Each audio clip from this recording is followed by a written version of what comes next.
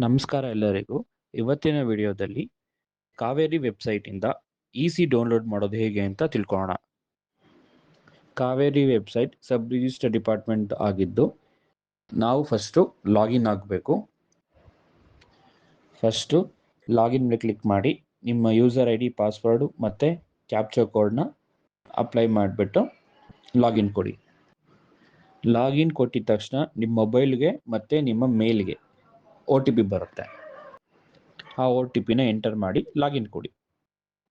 ಕಾವೇರಿ ವೆಬ್ಸೈಟ್ನ main page open ಆಗುತ್ತೆ.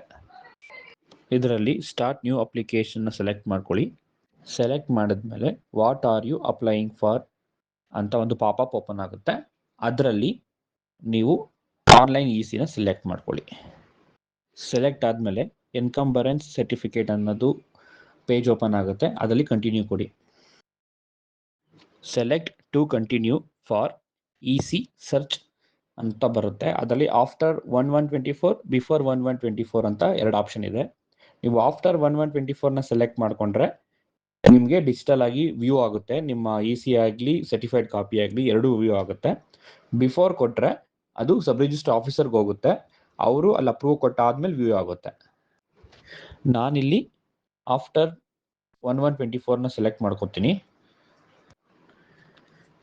Proceed ಅಂತ ಕೊಟ್ಟ ಮೇಲೆ ನಿಮಗೆ ಇಸಿ ಪೇಜ್ ಓಪನ್ ಆಗುತ್ತೆ.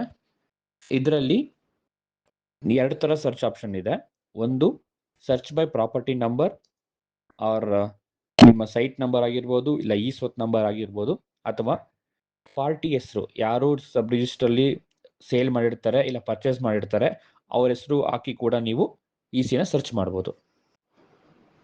ಇಲ್ಲಿ ನಿಮ್ಮ ಡಿಸ್ಟ್ರಿಕ್ಟ್, ತಾಲೂಕ್, ಹೋಬ್ಳಿ ಮತ್ತು ವಿಲೇಜ್ನ ಸೆಲೆಕ್ಟ್ ಮಾಡ್ಕೊಳ್ಳಿ.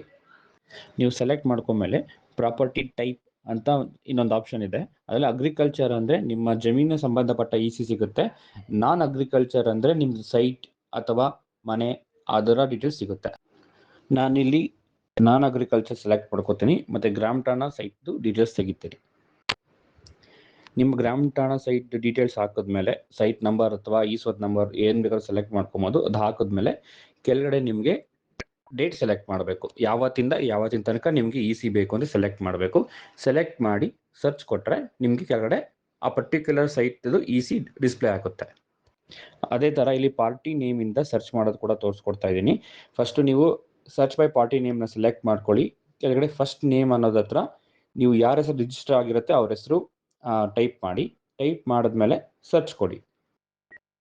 ಸರ್ಚ್ ಕೊಟ್ಟರೆ ಆ ಹೆಸರಲ್ಲಿ ಆಗಿರೋ ರಿಜಿಸ್ಟ್ರೇಷನ್ ಡೀಟೇಲ್ಸ್ ಎಲ್ಲ ಕೆಳಗಡೆ ಡಿಸ್ಪ್ಲೇ ಆಗುತ್ತೆ. ಏನು ಡಿಸ್ಪ್ಲೇ ಆಗುತ್ತೆ ಅದು ನಿಮ್ಮ ಇಸಿ ಆಗಿರುತ್ತೆ. ಡಿಸ್ಪ್ಲೇ ಆಗಿರೋ ಡೀಟೇಲ್ಸ್ ಎಲ್ಲ ಕರೆಕ್ಟ್ ಇದೆ ಅಂದರೆ ಈ ಕೆಳಗಡೆ ಕಾಣ್ತಿರೋ ಟಿಕ್ ಬಾಕ್ಸ್ನ ಸೆಲೆಕ್ಟ್ ಮಾಡಿಕೊಂಡು ನೀವು ಪ್ರೊಸೀಡ್ ಅಂತ ಸೆಲೆಕ್ಟ್ ಮಾಡಿ. ನಂತರ ನಿಮಗೆ ಮೇಕ್ ಪೇಮೆಂಟ್ ಪೇಜ್ಗೆ ಹೋಗುತ್ತೆ. ಅದರಲ್ಲಿ ಮೇಕ್ ಪೇಮೆಂಟ್ ಸೆಲೆಕ್ಟ್ ಮಾಡಿ. Next payment details page open ಆಗುತ್ತೆ. ಅದರಲ್ಲಿ ನಿಮಗೆ ಯಾವ ಮೋಡ್ ಆಫ್ ಪೇಮೆಂಟ್ ಅಂದರೆ ಆನ್ಲೈನ್ ಪೇಮೆಂಟ್ ಮಾಡ್ತಿರೋ, ಕಾರ್ಡಲ್ಲಿ ಪೇಮೆಂಟ್ ಮಾಡ್ತಿರೋ, UPI ಪೇಮೆಂಟ್ ಮಾಡ್ತಿರೋ ಅದನ್ನು ಸೆಲೆಕ್ಟ್ ಮಾಡ್ಕೊಳ್ಳಿ. ನೆಟ್ ಬ್ಯಾಂಕಿಂಗ್ ಅಂತ ನಾನು ಸೆಲೆಕ್ಟ್ ಮಾಡ್ಕೊತೀನಿ. ನಂತರ ನೀವು ಕ್ಯಾಪ್ಚರ್ ಕೋಡ್ನ ಸೆಲೆಕ್ಟ್ ಮಾಡಿ ಮತ್ತು ಟಿಕ್ ಬಾಕ್ಸ್ ಸೆಲೆಕ್ಟ್ ಮಾಡಿ ಸಬ್ಮಿಟ್ ಕೊಡಿ. ನಿಮಗೆ ಪೇಮೆಂಟ್ ಪೇಜ್ ಓಪನ್ ಆಗುತ್ತೆ SBIದು. ಅದರಲ್ಲಿ ಮೂರನೇ ಆಪ್ಷನ್ನು UPI ಅಂತ ಬರುತ್ತೆ. ಅದನ್ನು ಸೆಲೆಕ್ಟ್ ಮಾಡ್ಕೊಳ್ಳಿ. ಸೆಲೆಕ್ಟ್ ಮಾಡಿಕೊಂಡು ನಿಮ್ಮ UPI ID ಬೇಕಾದರೂ ಹಾಕ್ಬೋದು. ನಿಮ್ಮ UPI ID ಕೂಡ ಹಾಕಿ ಪೇಮೆಂಟ್ ಮಾಡ್ಬೋದು. ಇಲ್ಲಾಂದರೆ QR ಕೋಡ್ ಜನ್ರೇಟ್ ಆಗುತ್ತೆ, ಅದ್ರ ಮುಖಾಂತರ ಬೇಕಾದರೂ ನೀವು ಪೇಮೆಂಟ್ ಮಾಡ್ಬೋದು. ಪೇಮೆಂಟ್ ಆದಮೇಲೆ ನಿಮಗೆ ಪೇಮೆಂಟ್ ಟ್ರಾನ್ಸಾಕ್ಷನ್ ರಿಸಿಪ್ಟ್ ಜನ್ರೇಟ್ ಆಗುತ್ತೆ. ನೆಕ್ಸ್ಟ್ ನೀವು ಹೋಮ್ನ ಸೆಲೆಕ್ಟ್ ಮಾಡ್ಕೊಳ್ಳಿ. ಮೇಕ್ ಪೇಮೆಂಟ್ ಆದಮೇಲೆ ನಿಮಗೆ ಸೈನ್ ಅಂತ ಆಪ್ಷನ್ನು ಸೆಲೆಕ್ಟ್ ಮಾಡಬೇಕು. ಅದು ನಿಮ್ಮ ಹೋಮ್ ಪೇಜಲ್ಲಿ ಡಿಸ್ಪ್ಲೇ ಆಗ್ತಾ ಇರುತ್ತೆ. ನೀವು ಸೈನ್ ಮೇಲೆ ಕ್ಲಿಕ್ ಮಾಡಿ. ನೀವು ಸೈನ್ ಸೆಲೆಕ್ಟ್ ಮಾಡಿದ್ಮೇಲೆ ನಿಮ್ಮ ಆಧಾರ್ ಹಾಕ್ಬಿಟ್ಟು ಅದನ್ನು OTP ಹಾಕಬೇಕು. ಯಾರು ಪರ್ಚೇಸ್ ಮಾಡ್ತಿರ್ತಾರೆ ಅವ್ರ ಆಧಾರ್ ಹಾಕಬೇಕು. ಆಧಾರ್ ಹಾಕಿ ಅವ್ರದ್ದು OTP ಹಾಕಿದ್ಮೇಲೆ ಫೈನಲ್ ಸಬ್ಮಿಷನ್ ಇರುತ್ತೆ. ಫೈನಲ್ ಸಬ್ಮಿಟ್ ಕೊಟ್ಟಿದ್ರೆ ನಿಮ್ಮ ಇಸಿ ವಿತಿನ್ 7 days ನಿಮ್ಮ ಡ್ಯಾಶ್ ಬೋರ್ಡಲ್ಲಿ ತೋರಿಸ್ತಾ ಇರುತ್ತೆ. ಅದನ್ನು ನೀವು ಡೌನ್ಲೋಡ್ ಮಾಡ್ಕೊಂಡು ಯೂಸ್ ಮಾಡ್ಕೊಬೋದು. ವೆಬ್ಸೈಟ್ ಲಿಂಕ್ನ ಡಿಸ್ಕ್ರಿಪ್ಷನ್ನಲ್ಲಿ ಕೊಟ್ಟಿರ್ತೇನೆ.